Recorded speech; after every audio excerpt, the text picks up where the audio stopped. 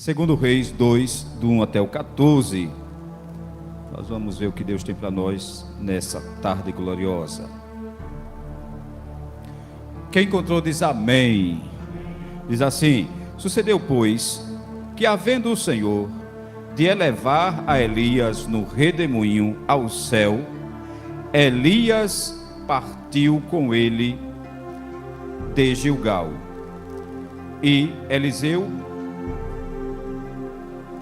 Elias partiu com Eliseu de Gilgal. E disse Elias a Eliseu: fica-te aqui, porque o Senhor me enviou a Betel. Porém Eliseu disse: vive o Senhor, e vive a tua alma, que te não deixarei. E assim foram a Betel.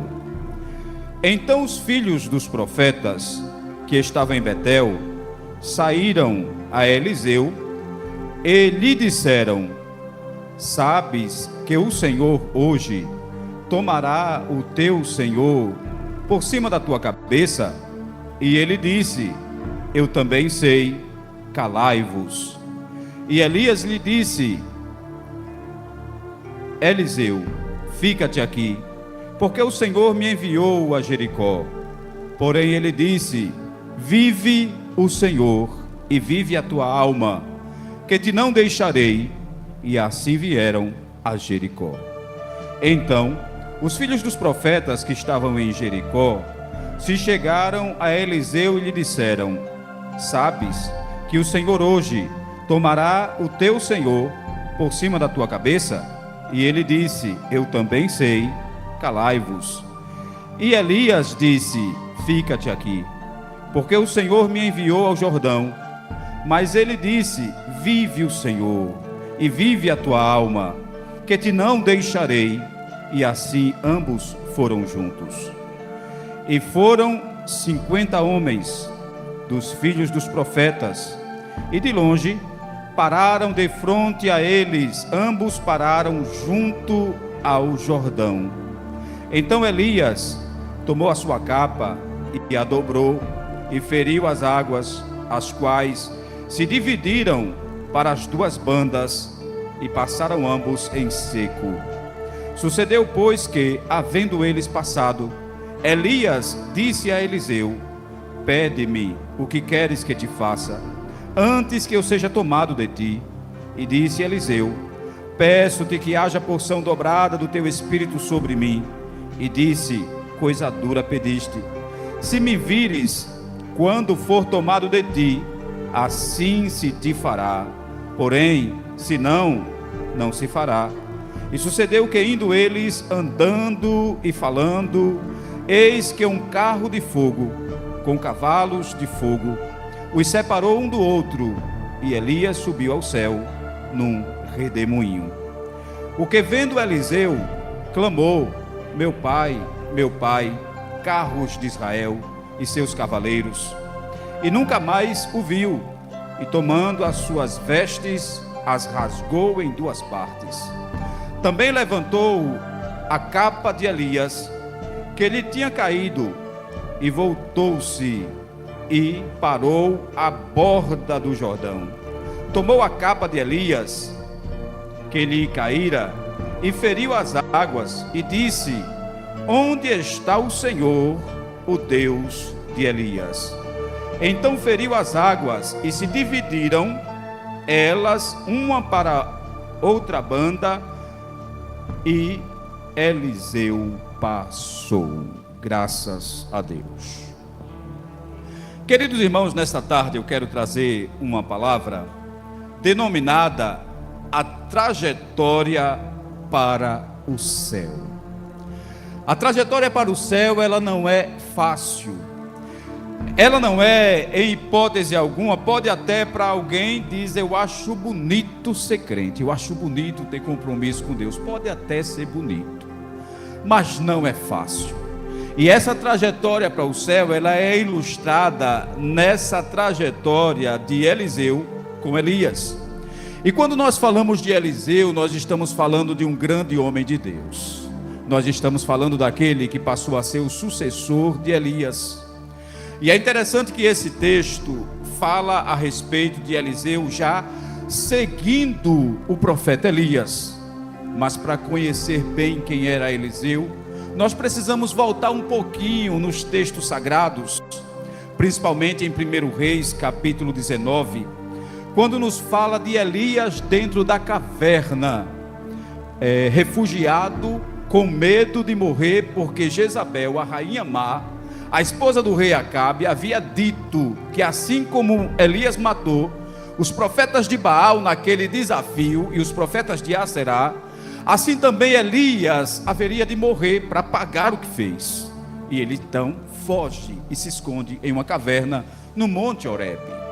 E o que eu acho interessante é que a caverna é localizada no Monte Horebe. Todos nós sabemos que Horebe é o monte de Deus, porque foi em Horebe que Deus se revelou para Moisés. Horebe é o monte da revelação de Deus, e Elias está dentro de uma caverna em Horebe. E eu já aprendo algo interessante, que Elias está fugindo e está dentro de uma caverna. Caverna na nossa vida nunca foi uma situação boa, agradável, nem confortável. Caverna na nossa vida sempre são dificuldades, sempre são lutas. Todos nós que entramos numa caverna, muitas das vezes entramos sem saber que estamos entrando. A gente entra em uma caverna para se refugiar, a gente entra em uma caverna para se abrigar, a gente entra em uma caverna para se esconder de alguma ameaça. Elias está dentro de uma caverna, só que o endereço da caverna é o Monte Horebe, é o monte de Deus. E o que é que eu aprendo com isso? É que mesmo na caverna, Deus está lá. Mesmo a caverna pode ser o local da presença de Deus, porque Deus sabe a situação que nos leva a se esconder, a se refugiar, a entrar em uma caverna. E o que eu acho interessante é que a presença de Deus é tão forte em Horebe, que mesmo dentro de uma caverna, pedindo a morte, dizendo: Senhor, tira a minha vida porque eu sou o último, só sobrou eu. Deus se revela para ele dentro daquela caverna e pergunta para ele: o que fazes aqui, Elias? Logo Deus está dizendo, quando ele usa a expressão aqui, Deus está junto dele, Deus também está dentro da caverna. E felizes são aqueles que percebem que Deus está dentro da caverna. E Deus está dentro da caverna justamente porque, se não for Deus, a gente morre na caverna. Deus está dentro da caverna porque Ele é a força que vai nos tirar de lá. É Ele que vai nos auxiliar. E é isso que Ele faz com Elias. Primeiro, Ele está dentro junto com Elias. Segundo, Ele revela alimento que vai dar força para Elias sair da caverna. Deus vai mandar pão, vai mandar água para a caverna. Tem uma ordem direta de Deus: levanta dessa caverna porque a história não terminou. Levanta dessa caverna porque não acabou o chamado. Ainda tem algo grande para você fazer. E Deus vai dizer: ainda tem algumas coisas para você realizar quando você sair de dentro dessa caverna. Esse texto de 1 Reis 19, principalmente o versículo de número 15, eu acho algo muito interessante. Deus falando para Elias dentro daquela caverna. Veja o que é que ele diz. Eu vou ler aqui só para não confiar na memória. O versículo 15 diz bem assim: então o Senhor disse: vai, volta pelo caminho por onde você estava caminhando, mas entrou na caverna. Volta, faz o retorno e vai para Damasco, porque lá é necessário você ungir a Azazel. Ele vai ser o rei sobre a Síria, e é você que vai ungir o rei. Você também vai ungir a Jeú, que é filho de Ninsi, e ele será ungido rei sobre Israel. E também você tem outra missão, Elias. Você vai ungir Eliseu, ele será o profeta em seu lugar. Ele vai ser o seu sucessor. Eu acho isso muito forte, porque a história de Eliseu começa aqui. Olhando lá para o texto que nós lemos de 2 Reis, no capítulo 2, muita gente acha que ali começa a história de Eliseu, servindo a Elias, aguardando o seu senhor ser arrebatado, fazendo aquela trajetória que ele faz. Só que a história começa aqui. Por quê? Porque Eliseu, ele é um anônimo. Se a gente for pegar os relatos do que acontece com Elias e da reclamação que Elias faz: sou apenas eu, todo mundo morreu. E Deus diz para ele: não, ainda existe 7.000 joelhos que não se dobraram, não se renderam a Baal. Ainda existe 7.000, não tem notoriedade, ninguém sabe onde é que está, não está fazendo alguma coisa para aparecer, mas existe 7.000 que são fiéis, não se renderam, não se prostraram. E esses 7.000 que são desconhecidos é o povo do anonimato, é o povo que está firme, está seguro, mesmo sem holofotes. É o povo que está confiando em Deus e está seguro na rocha, mesmo sem aplausos, mesmo sem redes sociais, mesmo sem divulgação. São 7.000 que não se dobraram. E o que eu acho interessante, desses 7.000, existe um que é o Eliseu. Deus está tirando alguém do anonimato. Deus tira Eliseu do anonimato quando ele diz: olha, você vai ungir a Eliseu e ele vai ser profeta em seu lugar. Mas eu quero que você preste atenção, porque esse versículo 16 do capítulo 19 de 1 Reis, quando Deus ele das coordenadas, ele diz: ungirás a Jeú, rei sobre Israel, e também Eliseu. E aí Deus vai dizer: filho de Safate, de Abel Meolá. Deus dá um perfil completo de quem é o homem. O que eu acho interessante é que Deus diz o nome, liga ele a uma família. Ele é filho de Safate, Deus está dando sobrenome, e Deus ainda diz de onde ele é: Abel Meolá. Deus está falando de um endereço. Logo, a pessoa que Deus escolhe, Deus sabe o nome, o sobrenome e o endereço. Então, ainda que alguém não saiba, não reconheça, não observe, Deus sabe o seu nome, seu sobrenome e o seu endereço. Deus tem todas as informações que Ele precisa sobre você. E não é importante alguém conhecê-lo ou reconhecê-lo. O importante é se Deus te conhece e reconhece. O importante é se Deus sabe quem você é. Porque Deus, Ele sabe muito bem quem Eliseu é.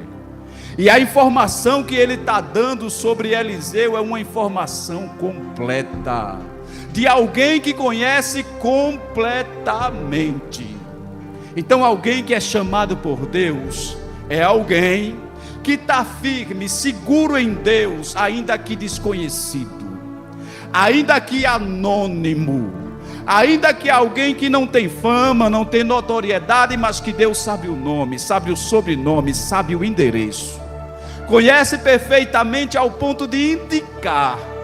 Eu acho isso muito lindo. Porque enquanto que Elias não sabia que existia alguém tão nomeado como era Eliseu, mas o próprio Deus está dizendo: existe alguém e você vai ungí-lo como profeta em seu lugar.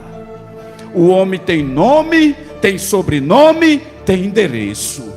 E é esse homem que Deus está indicando, e é esse que vai ser ungido por Elias. E o que eu acho lindo, o próprio texto de 1 Reis, capítulo 19, mais à frente, vai falar então desse encontro que o próprio Deus marca. Esse encontro que acontece em Damasco, onde Deus pega o profeta Eliseu. Na verdade, Eliseu ainda não era um profeta, Eliseu era apenas um lavrador, era alguém que estava cuidando da terra com as suas juntas de bois. E o texto vai mostrar então, principalmente nos capítulo 19, versículos 19 ao 21, mostra então que Eliseu está arando a terra, está trabalhando, está nas suas atividades laborais. De repente passa Elias, o homem a quem Deus tinha revelado o chamado de Eliseu. E quando Elias passa e enxerga ele trabalhando, porque Deus não chama ninguém desocupado. Quando Deus chama porque está trabalhando. Essa história de que não faço porque não tenho tempo, na verdade não entendeu que Deus não chama ninguém com tempo de sobra. Deus sempre chama alguém para priorizar o que é dele e fazer tempo onde não existe tempo, para agradar ao Senhor. Então é isso que Deus faz. E na hora então que Elias passa por ali, Eliseu está trabalhando, ele simplesmente lança o manto sobre ele, lança a capa sobre ele. Ali é um símbolo de escolha e de transferência de autoridade. É o que Deus estava dizendo, que seria ungido o profeta em seu lugar. Então Elias faz isso, lança a capa sobre ele.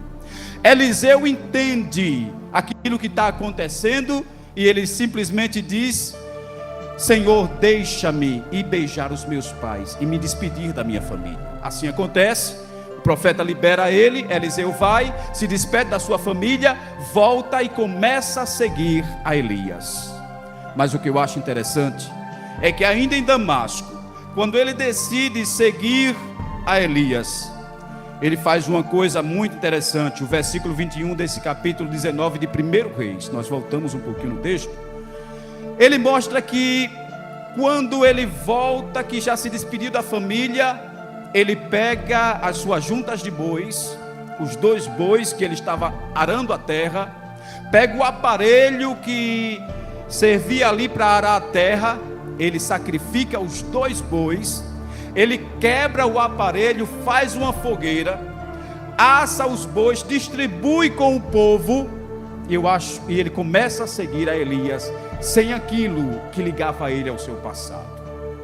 Eu acho isso muito forte, porque isso aqui não é apenas se desfazer de um objeto de trabalho, mas ele está dizendo: a minha decisão agora é uma decisão daqui para frente, eu não vou voltar mais a arar a terra.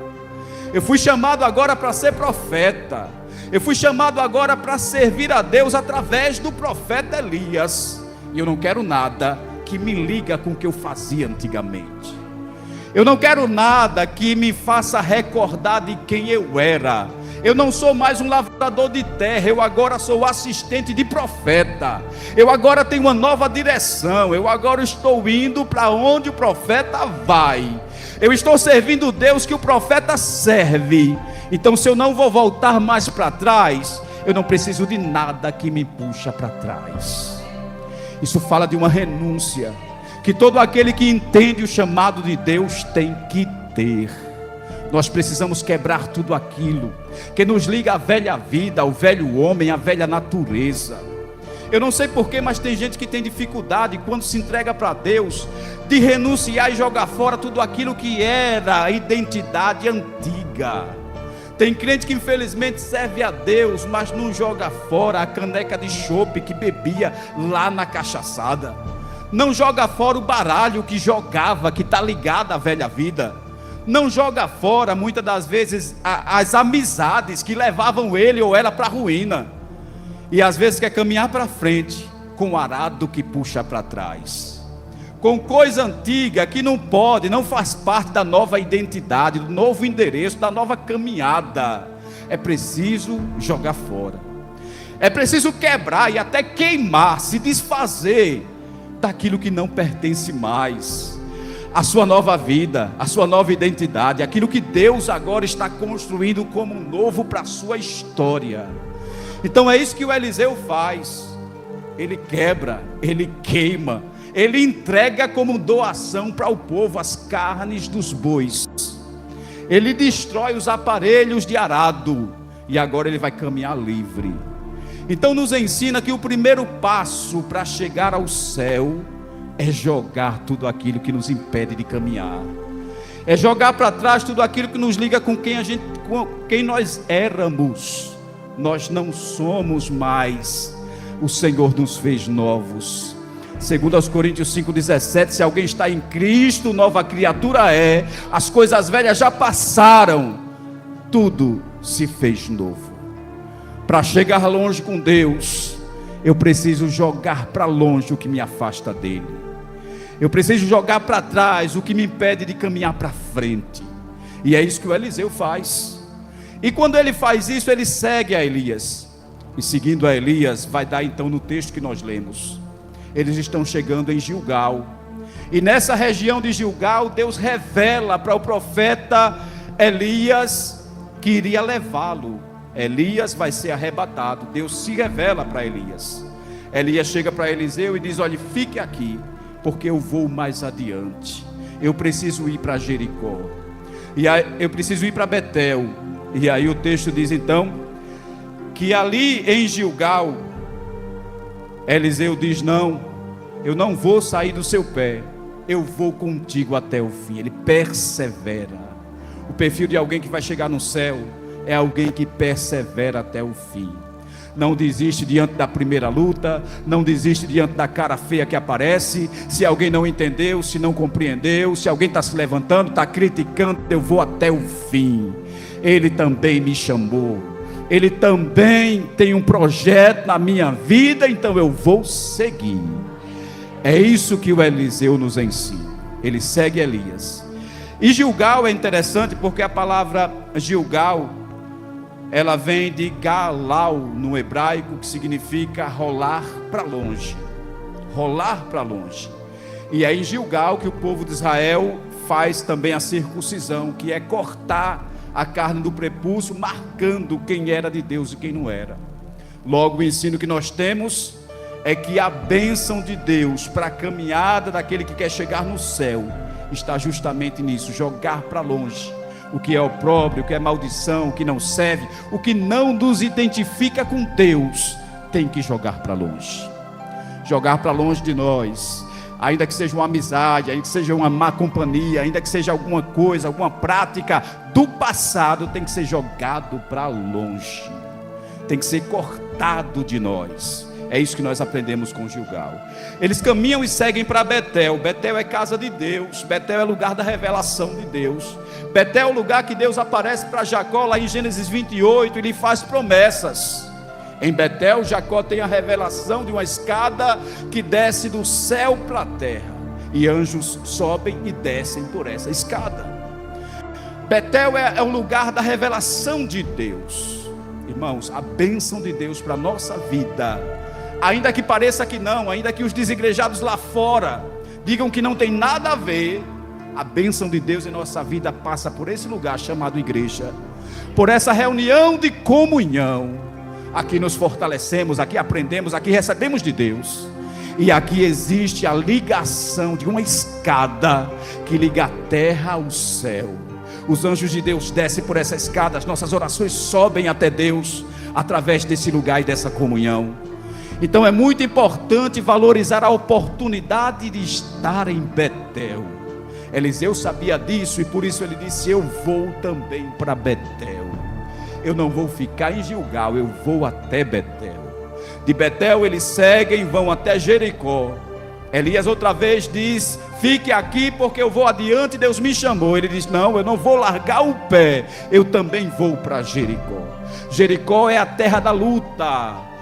Toda a direção que nos leva à vitória passa por luta. Tem um deserto, tem uma caverna, tem uma dificuldade, tem problemas para ser enfrentados, e não dá para desviar o caminho, não dá para procurar um atalho, tem que passar pela luta, tem que passar por Jericó. E nós precisamos entender: se estamos atravessando Jericó, é porque lá na frente tem Jordão, lá na frente tem Canaã, lá na frente tem uma promessa de Deus para se cumprir.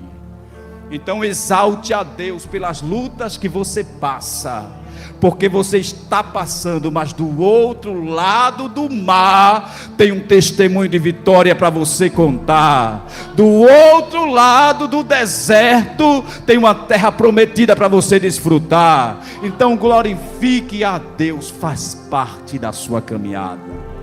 A luta que você enfrenta, o problema que você enfrenta, tudo isso faz parte da sua jornada. Deus está te preparando, te fortalecendo, te ajudando a chegar do outro lado.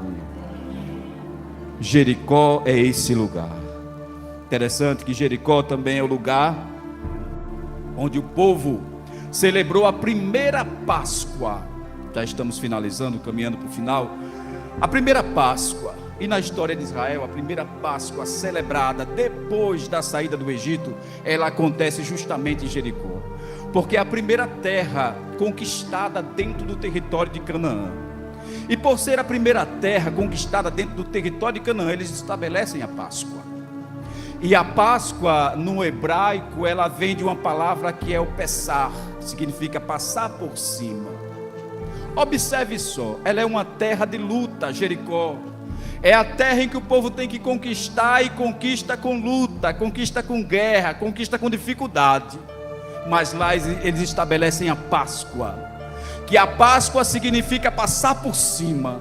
Logo, Deus está prometendo para mim e para você: se você ficar firme em Jericó, firme diante das lutas, das dificuldades, das adversidades, sem esmurecer, sem vacilar, sem reclamar, sem murmurar, Deus promete, você vai passar por cima.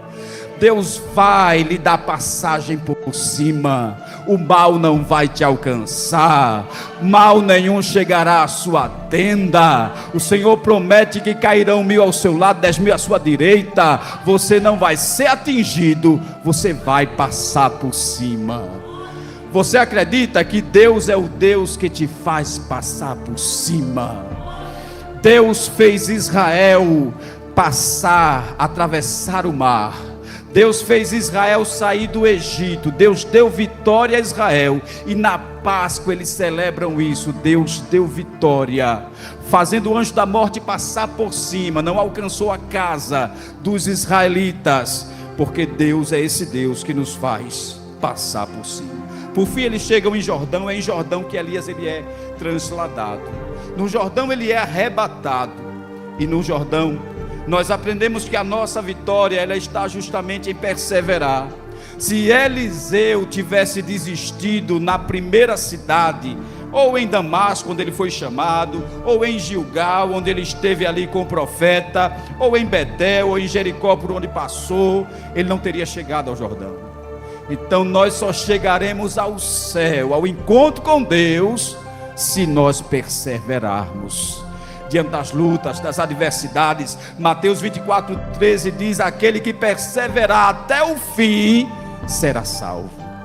A vitória está no final. Então segura firme, persevera, continua marchando, olhando para frente, olhando para cima. Tem promessa de Deus para se cumprir na sua vida. Tem promessas que Ele te fez e está tão pertinho. E se você desistir, vai perder o cumprimento delas. E a maior de todas, a promessa de ouvir o Senhor bradar dos céus, quando o céu se abrir e nos chamar pelo nome, e dizer a cada um de nós, como resposta que nós tanto esperamos: entrai e possuí o reino que vos foi preparado antes da fundação do mundo. É a nossa maior esperança, é ser arrebatado, é ser levado. E os dias se abreviam, a qualquer momento Jesus volta. Que cada um de nós possamos ficar firmes. O caminho, a trajetória para o céu está justamente nisso.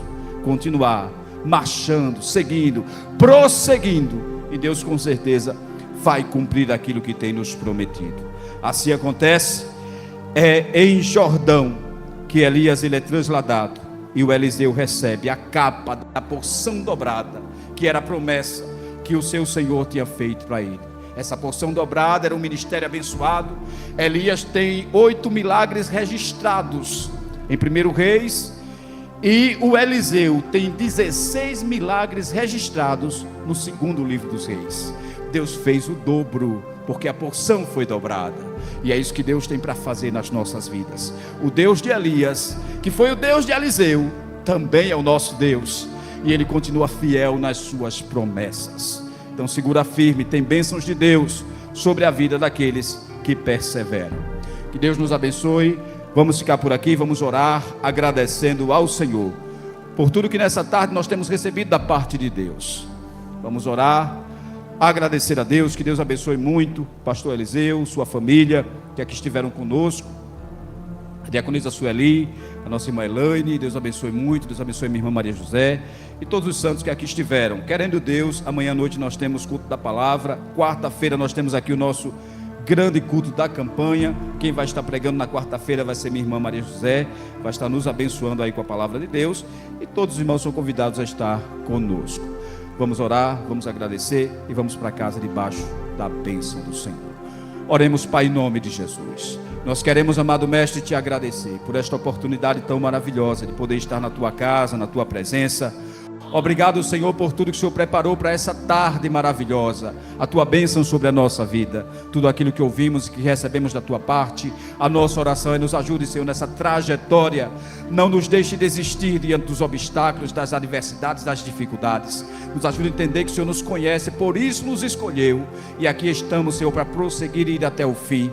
Nos ajuda a desapegar de tudo aquilo, Senhor, que atrapalha a nossa caminhada, tudo aquilo, ó Deus querido, que seja vergonha na nossa vida, que possamos jogar fora, assim como fez Eliseu, Pai. Que cada um de nós possamos glorificar o teu nome com a nossa existência. Pai querido e santo, agora nos leva para casa em paz, nos dá uma noite de paz e de vitória, uma semana de bênção na tua presença, Senhor. Fica conosco, meu Deus, nos guardando, nos livrando de todo mal, que em tudo teu nome seja glorificado na nossa vida. É o que nós te pedimos, Pai, te agradecemos por tudo, em o nome de Jesus, amém. E por tudo isso dizemos que o amor de Deus, nosso eterno Pai, a graça de nosso Senhor e Salvador Jesus Cristo, e as doces consolações do Espírito Santo de Deus, seja com todos vós, irmãos, desde agora e para todos sempre. Todos dizem amém. Deus abençoe a todos, em nome de Jesus.